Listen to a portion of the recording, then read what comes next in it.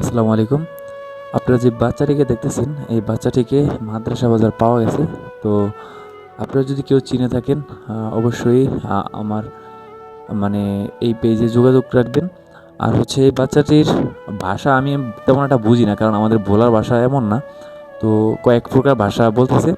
আর ভিডিওটি শেয়ার করে দিবেন তার পরিবার পর্যন্ত যে যায়। আর এখন হচ্ছে আমরা মাদ্রাসা বাজারের আলীনগর আজিজিয়া মাদ্রাসার ভিতরে আছি।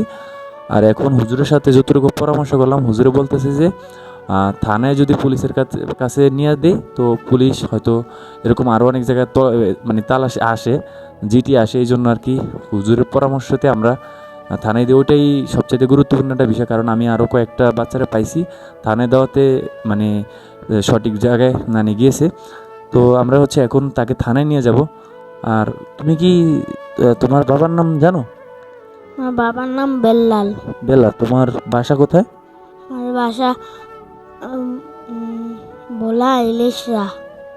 ভোলা ইলিশা বলতেছে। আচ্ছা, বাসার নাম জানো?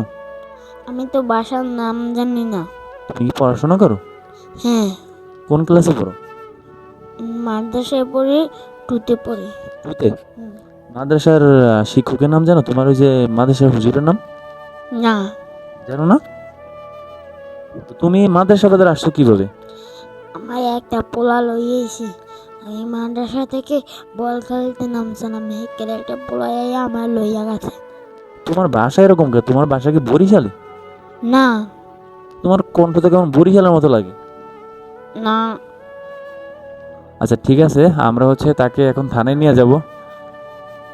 দাদার নাম জানো? দাদার নাম জানো? হুম, তোমার দাদার নাম আমার কি? নাম সোয়াক।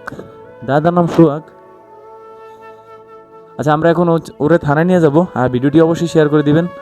আর আপনাদের যদি কোনো পরিচিত হয়, অবশ্যই আমাকে জানাবেন। আর হচ্ছে ভোলা থানার আহ, ভোলা থানার সাথে যোগাযোগ রাখবেন। আমরা হচ্ছে তাকে থানায় দিয়ে আসবো, ঠিক আছে? তো ভিডিওটি শেয়ার করে দিবেন।